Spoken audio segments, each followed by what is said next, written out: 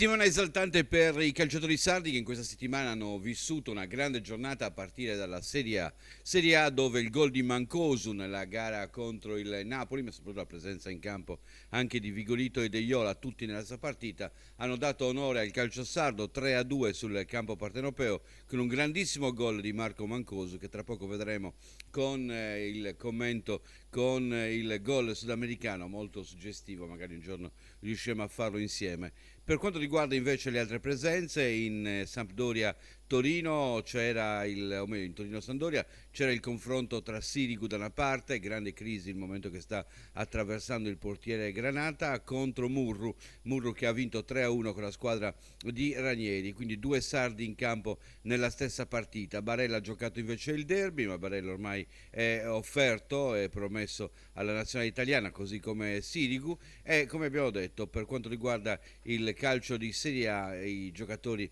erano questi, sono stati comunque discreti, sono stati ben 7, se aggiungiamo a questi anche Bisoli, Dimitri Bisoli, nato a Cagliari da Pierpaolo, e quindi il gol di Bisoli lo possiamo annoverare come uno dei gol sardi di questa settimana.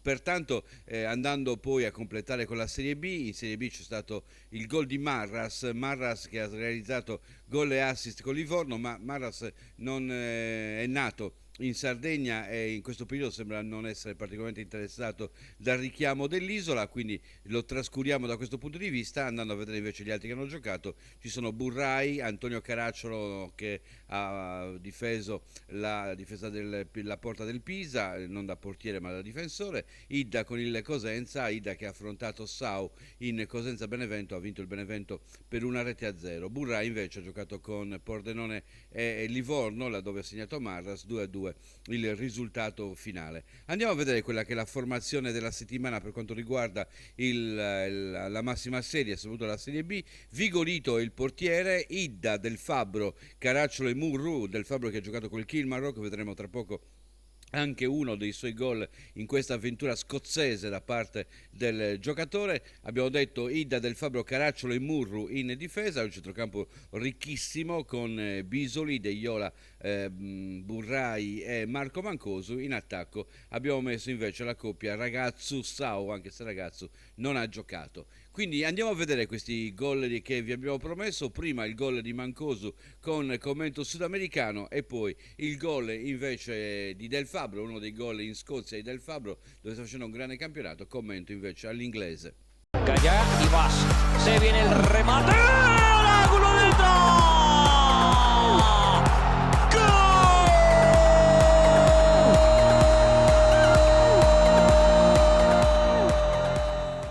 And Cannon now, Berthold finds Hammerlinen deep in the back post.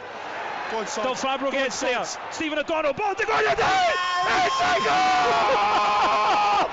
Unbelievable! Dario Del Fabbro gets it in the dying minutes with Kilmarnock. It is absolute scenes in the faraway end.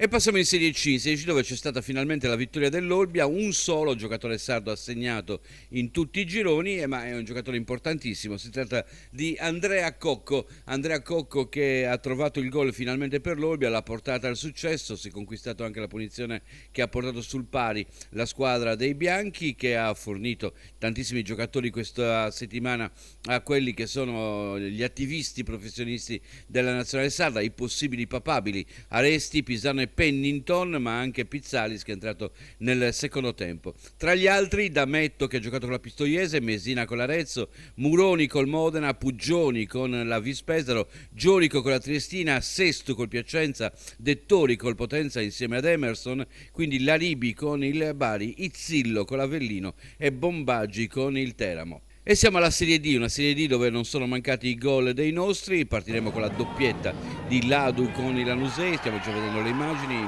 che in questo caso sono fornite su YouTube direttamente dalla città ogliastrina. Poi vedremo invece il gol di Cabeccia con il latte dolce, in quel caso immagini su YouTube di Diretta Sport. Quindi andiamo anche ad analizzare quelli che sono stati i gol realizzati con la tripletta del Mulavera in trasferta che ha permesso di vincere lontano da casa, manca Nurchi e Cadao, i 3 giocatori che sono andati a segno. Abbiamo detto della doppietta di Lado che stiamo vedendo e tra poco vedremo anche il gol di Cabeccia con il Latte Dolce che però ha perso in casa 3-1 con il Trastevere.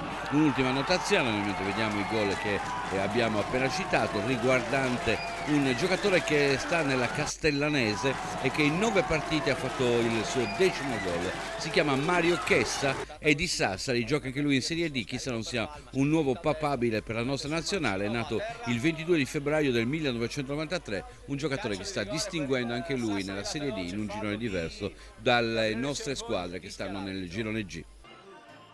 Parte Cabeccia, 2-1 e ora 4 minuti per le speranze dei sassaresi.